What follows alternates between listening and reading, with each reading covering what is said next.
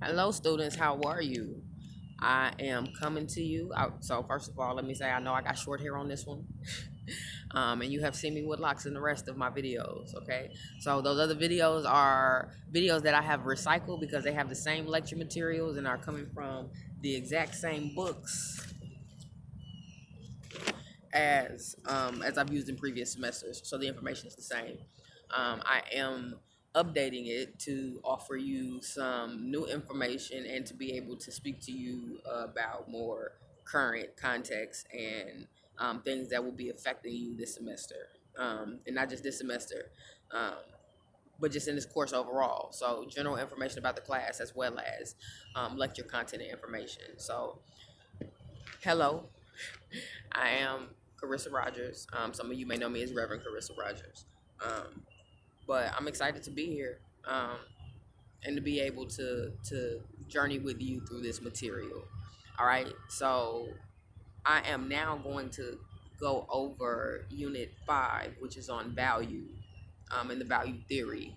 And if you've noticed, I try to keep them paired up, the books and the readings. They talk about them in the material in different ways. But my goal is for this video to always bring it all back full circle. So if you don't have a book, if you're not sure which book is better to use, they both are commensurate with one another. They both are acceptable. But if you don't have a book and you can't get to the library to get to one, or to a classmate to share with one, or to share one with, watch these videos. This is your lecture. All right. It would be just like if you went to class. I gotta sit down. I gotta talk to you. I gotta give you some information.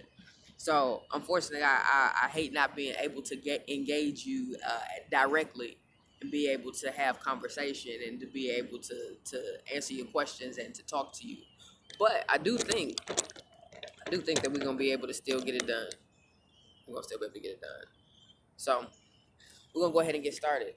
Unit 5 is on value and the value theory. And basically all it's talking about is the range of positive and negative values. Okay. What's considered positive? What's considered negative? What's considered good or bad? How do we come up with that? How we figure out what's valuable and what's not? What to keep and what to throw away? Those types of things. And so this this unit is concerned with being able to figure out how to discern value, and to be able to identify what your values are based on, because there are different ways to be able to approach it. Um, what we learned in Unit 2, in the unit of what is ethics, that there are a plethora of ways that we come into acquiring our ethics. They come from a variety of different sources, and a variety of different influences in terms of how they infiltrate our lives. And oftentimes, they are taught to us as things that are right or wrong, that are good or bad, that are our values, things that have been instilled into us about our self-governance, how we should be in the world. Okay. And so this unit is asking central questions about what our value theory is. Okay. So what activities and things are considered valuable and good? What are the different types of values and how are they related to each other? Are values objective or subjective? So that's going to take us back to our lesson 2 units ago with objectivism and relativism. What is the relationship of value to morality? Meaning, what's the relationship between the things that are important to me and the things that I feel like should or shouldn't be done? And what is the good life? And these are questions that we have to answer for ourselves, because they will help us determine and discern where our values come in at and what they're comprised of. And so when you examine these questions and you ask yourself what things are good, you got different philosophers who talk about that in different ways and in different categories. You got hedonists out here, which are the people who assert that pleasure is good in and of itself, and that any other good comes from the ability to engage in pleasure. And pleasure in and of itself is the value. Okay? And so people who are not hedonists admit that pleasure is a valuable or is a value, but there are other things that are valuable as well. So the people who want to feel good by any means necessary, that would be a hedonist. Okay, so when we look at society and culture, particularly pop culture, okay, when you turn on the TV and you look at BET and MTV and what's being promoted as what should be sought after, the pleasurable life is what is now the standard. I think about how prom has evolved over the years. Okay, so I'm not that old. I'm not gonna disclose my age, but I am in my 30s, and my parents are in their late 60s. I look at their prom pictures and how modest it was, and I think about my own prom and how I wanted to do something real cool and edgy. And edgy back then was like having a mohawk in my hair and being able to like drive my mama's car, maybe rent one, but it was still pretty regular. If you could get a hotel room, you was balling. And then I look at prom now, 10 years later from that. And it's so flashy and so extravagant. And you got kids who are about to get a high school diploma who be showing up in Porsches and Bentleys and Maseratis. And their parents are spending hundreds and thousands of dollars on their outfits and on the events of the night and making sure that it is pleasurable in a way that not only those young people can experience, but in a way that other people can bear witness to and agree that not only was it pleasurable, but it was possibly pleasurable in a way that I desire to experience. Okay? Hedonism. It's a whole lot of different directions you can go with that. Okay? So non-hedonists believe that yes, pleasure is a value, but there are other things out there that are just as equally as important. Okay, so pleasure is important, but it's also important to be just or to treat people right or to have adventure or new experiences. Because there are all different types of values that exist in the world and they exist around all different types of things. Okay, so to the hedonist, and I'm going to hit a touchy subject right quick, but there are all different types of relationship styles that exist in the world, all different types of ways that people can choose to be with one another. Okay? There are people out here who engage in non-heterosexual relationships because they feel that they are more pleasurable. And if pleasure is the goal, and pleasure is the only goal, because it is the one value that all other values are intertwined with, then it would make sense that if people are not able to find pleasure in one relationship style, that they would seek other types to be able to amass that level of pleasure. Okay? So that's just an example, but this is me trying to explain the dichotomy and the differences between hedonism and non-hedonism, and how it's used as a process to be able to think through what is the good life. What does that mean? Does that mean the same thing for everybody? And if it doesn't, how do I figure out where I fall? So ask yourself those questions. Jeremy Bentham is a philosopher that we will talk a great deal about, especially once we get to utilitarianism. But he argues that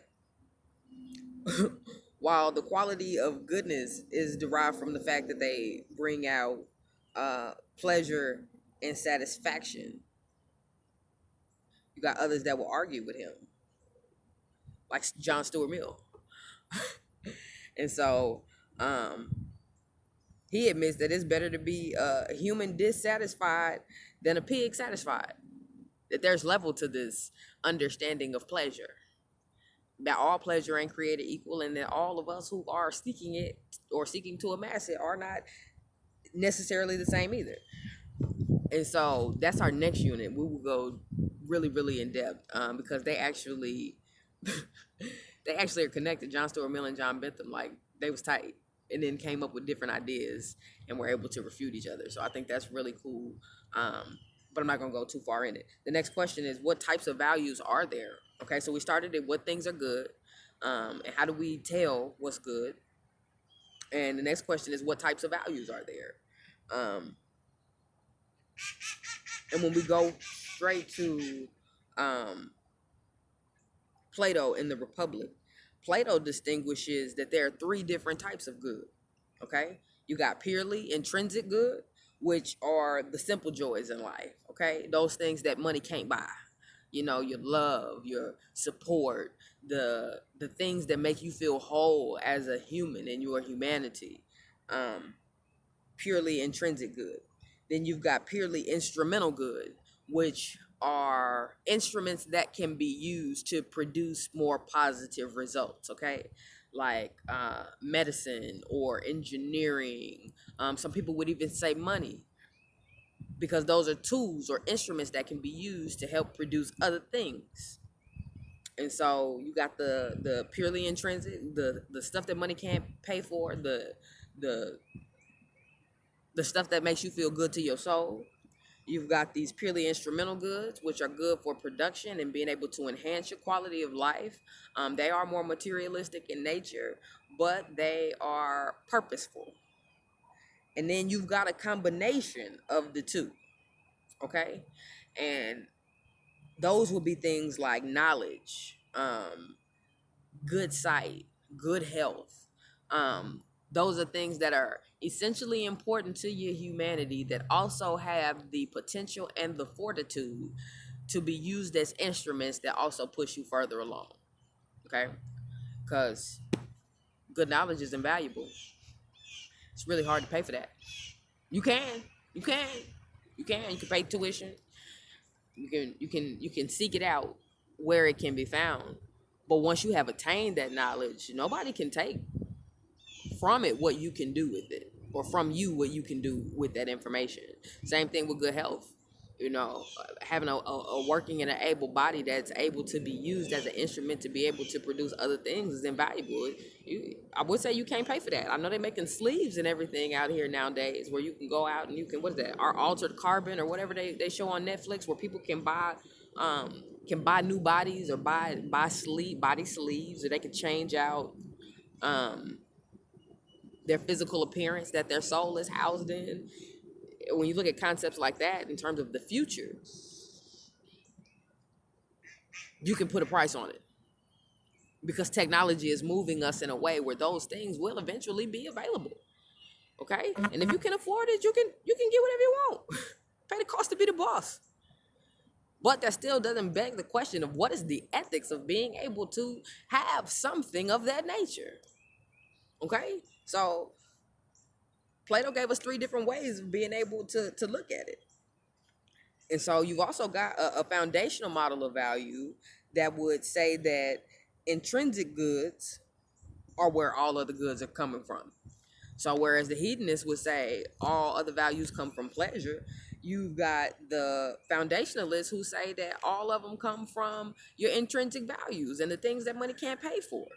Okay, they come from, being able to have joy and peace in your heart, and being able to know yourself and where you come from and things like that.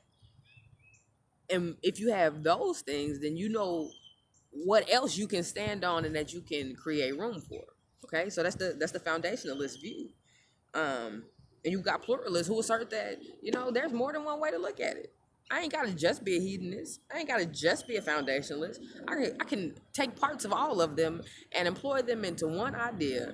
And as a pluralist, I still got a philosophy that can work. And so you've got these different ways of being able to assess where the value is. You've got Paul Taylor who says that you've got extrinsic and intrinsic values, and they make a determination on what our judgment should be. Okay, so your judgment of extrinsic value would be looking at what's the value of your instruments, what is the value of your what you've inherited, what's the value of what can be contributed, meaning that extrinsic value is related to everything that's external of you. Okay, everything that's outside of your physical soul and body. These are your resources. These are your instruments, like Plato was talking about. These are the things that people have given to you. These are the things that you have inherited. These are the things that are available to you outside yourself to still help you accomplish whatever your mission or your goal is. And then you've got the judgment of intrinsic values. If I do this, what is it going to produce inside of me? How am I going to feel? What is going to be the new internal reality? And you got to be able to answer that as well. And so we've got these different ways that different philosophers have given us to be able to answer these questions. Third question, are values objective or subjective? Okay, you got the classic objectivist view on values that we got from Plato, and it says that good is the highest form. Godlike, independent, and knowable only after protracted education and philosophy. Meaning that you can't be good until somebody done taught you how to be good and you know how to do it. Okay? And there's one way to be good. There's one objective way to be good, and you must learn it. That's the classical view. And then you've got you've got other views that say that good is a simple, analyzable quality like the color yellow. And the only way for you to know good is for you to feel it through your intentions, which will make it subjective. And that's G.E. Moore. So you've got Plato who says there's an objective way and one has to learn this objective way. And if you don't learn the objective way, you will never be able to be good. And then you've got G.E. Moore who says, yeah, nah, everybody got to teach you nothing because everything that you need is within you. And when you allow yourself to tap into yourself and be present with yourself, your intuition will begin to make known what is acceptable and what is good in your heart. And so you've got these two varying views on what good is, whether it's something that is universal or whether it's something that's personal. All right. And you got to kind of figure out what you believe about that. The fourth question, because you have some other objectivist views that are not as strong as the two that I just shared. But I do think those are the two primary ways of being able to process that. Your fourth question is, what's the relationship of value to morality? Whether it's right or wrong, intrinsic values. The question is whether rightness or wrongness is defined by its ability to be moral or not moral. Okay? Does it have to be moral in order to be right? And if it doesn't, what is the metric of what's right? These are the questions that we got to ask ourselves. What is the value? You got Richard Taylor who says that ethical principles are based on what we value in terms of desire. Ooh. In terms of desire. Meaning that we choose right or wrong based on what our personal interests are in the situation. The more we want it, the more we will find a way to justify its rightness in our lives. And the more we will go after it and seek it so that we can attain it and have it. That's what that says. That's Richard Taylor. And then you got Nietzsche, who says that ethics posits the willpower as the dominant value, that humans get caught in an evolutionary struggle for survival. And so what that's saying is the dominant value is going to be related to what helps you have the greatest quality of life. Not necessarily what you desire. What's going to be best for you in the situation. Because we continue to evolve in our state of being based on what our needs are. So you got one who says it's going to be based on what you want. That's Taylor. You got Nietzsche, who says it's going to be based on what you need. And as those needs continue to develop and evolve, so will the way you maintain your way of being in the world. It's evolutionary. It's a part of our design. Innate in us because we are still animals. Still wired and programmed for survival at the most basic level. We're talking philosophy and ethics now, but we got to know when we look at Maslow's hierarchy of needs, survivalism is at the very bottom. Okay, being able to think and ascertain thoughts of abstract nature is a luxury. And if you can't take care of yourself, most of the time you usually can't engage in that luxury. Okay, so these are things to be mindful of. Pajman's book brings up this concept or this thought of placing the slave mentality and how it being antithetical to a good life. Um, and I would just employ us to be able to think about slavery in terms of ethics and multiple lines of thought for ethics. So,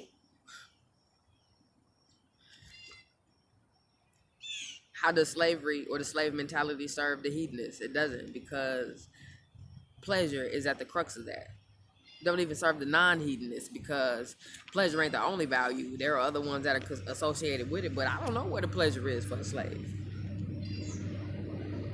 You've got these other varying views. But at its very basic core, when you look at the ethics or the value of what slavery provides, it's quintessentially opposed to a higher life of one that's excellent and noble. Um, and one might argue that it does provide that for one portion of the party, the slaveholder, not the slave. But there's a morality that's wrapped up in it that dehumanizes the people who have been included. And what is the value there? And who does that value serve? Um, and so I appreciate that Pajman brings this morality up, because it is often not touched and often not dealt with as it relates to what the ethic is around the value of a historical reality that not only has plagued our society historically, but still does to this present day, and does it in multiple shapes and forms. Genuine morality is based on a will to have power. Okay? It's based on a will to have power. But then when you look at hierarchy and you look at systems, then you realize that there's a constant tendency to keep people relegated to certain levels of power. Okay, so you have the elite, and then you have your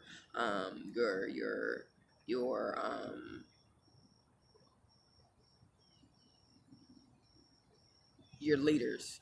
And I say your leaders thinking about your educators, your preachers, your politicians, your people who hold offices in order to be able to help make these systems function. And then you've got these working class, or what's often undervalued as the mediocre, the herd, the common people. And those are the ones who are usually not looked at with the same regard or the same value or appreciation as the higher tiers. Okay, so if genuine morality is based on a will to power, then there's also this assumed understanding that one who does not will to have power excludes themselves from the umbrella of moral treatment. And that's where the slave morality comes from. Because if they really willed to power, then they would pull themselves up by their bootstraps and they would be able to amass a different life. Okay, so this hierarchy, it inverts morality, and then it promotes other virtues of like self-denial and tolerance and humility, and being humble and being resilient, and these other things that have often been portrayed as qualities that are good, but have not necessarily been identified as where they come from or why they are considered good. So unpacking that, being able to look at the entire dichotomy of it, because if genuine morality is based on a will to power, then the question becomes is, what happens to the people who decide that they are content and they don't want no power? Only power that they need is whatever little bit they got, and they cool with that. Because if that is how you govern yourself, then simultaneously you may also be making the decision to say, because I don't will power over myself, then I will it to somebody else. Cool being a slave. So something to look at. I do think it's a very interesting standpoint for those of you who don't have Podman's book, which is this red one here. I hope that that helped create an understanding of why the lines of thinking around slavery have been the way that they've been from an ethical standpoint. Because it really is a matter of critical thinking and being able to deduce arguments down into their simplest form and recognize it. I understand how they came up with that, but it still does not make it right. Unless you feel like it does. Because now we're making the argument for morality. Is it moral or is it not? And what makes it so? All right. So our final question that we ask is, what is the good life? What kind of life is worth living? Okay. Yeah, Socrates who said was it Socrates? Yeah, Socrates who said no, Aristotle. It was either Socrates or Aristotle. I think it might have been Aristotle who said the unexamined life is not worth living. No, shit, that was Socrates. Excuse me. All right, it was one of them. The unexamined life is not worth living. Somebody Google that and correct me. Send me a message and let me know which one was right. And if you do that, I might have a little present for you. Because then that lets me know you watched the video. But yes, who said the unexamined life is worth living? Whoever said it, send it to me. Like I said, I might have something for you. But what is happiness? Because an examined or an unexamined life ain't necessarily a happy one. It might be a miserable one because of what you've examined and what you've figured out. But we got to ask ourselves, what is a good life? What is a life that is worth living? And so the answers have been divided amongst the objectivists and the subjectivists and the people who combine theories. Okay, so if you're going to follow Plato and Aristotle, then we are talking about there is a single ideal for all of human nature. There is this subjectivist view. There is something that's good, and you must learn it to attain it. And once you do that, you can have it. And if we don't reach it, shit, you just failed. You know, that objectivist view is where the Christian theological view of fundamentalism comes in, where we've got this heaven or hell to ascribe people to, and you either get this life right, this good life right in this life, or if you don't, you will be either blessed by being able to go to hell, by going to heaven, or damned by going to hell. And we don't really know the metrics for how God is going to make this decision, except for you to follow all the rules in the Bible, even though some of them contradict each other. Objectivism, appeal to authority, is one way. And then you've got others who say, nah, happiness states that happiness is in the eyes of the beholder, and whatever's gonna make that person happy is their business, and it ain't got nothing to do with me, but I support their happiness and they can go ahead and be happy. You know, that's a subjectivist view. It ain't just one way to do anything. It's a million roads to get to the same destination. And whatever path the person takes to get to that destination is perfectly up to them. As long as it worked for them and it ain't hurting nobody else, who am I to get in the way? Okay? Subjectivist. And then you've got people who want to incorporate both of these. And a combination view of this might be a plan of life conception of happiness that states that there are a plurality of life plans that are open to a person, and that plan can be integrated into their goals. So maybe it is one way to or one end goal that we should all be working towards. Maybe it is. Maybe it's one end goal, but as long as I get to the end goal, it doesn't matter how I got there,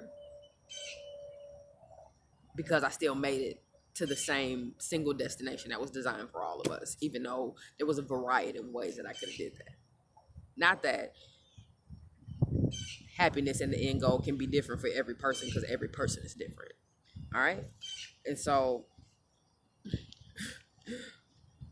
when we look at that, I think Rachel's books does a great job of giving us an example of what it looks like to make those decisions in the moment.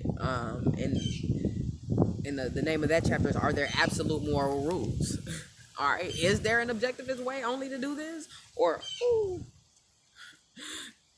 are there more than one way? And so it opens with this analogy talking about Harry Truman and him dropping the bombs in World War II, and how he absolutely felt like he was doing the right thing from a militaristic standpoint, because as the commander-in-chief of the nation, it was his responsibility to make that decision. But for people who lived in that place, because he not only was it his decision, but he was actually concerned with trying to be moral and making sure that the people who were not fighting were not hurt. Meaning, let's stick it to these people who actually are. Oh, that was not something that was helpful to my phone right there. All right, we still here. The wind blew my tripod over. All right. Give me 2 seconds, y'all. We got to readjust here.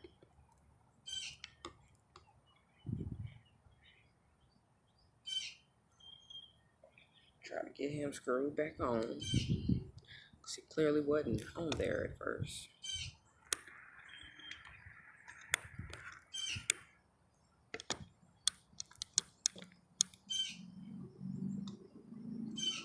All right. But to the person who, I forgot what I was saying. When it started blowing so surreal and so for real, Harry Truman actually thought that he was doing the right thing by going to war, but he was concerned with making sure that the people who were not in combat were not hurt. Although when you go to war, you got to know, it's fair game that you can't choose who's gonna be affected and who's not. Everybody's gonna be affected somehow, some way. So you had a woman who lives in the place where he's dropping the bombs, and she writes pamphlets, and she advocates against the war and talks about why it shouldn't happen. And to her, it's a no-brainer.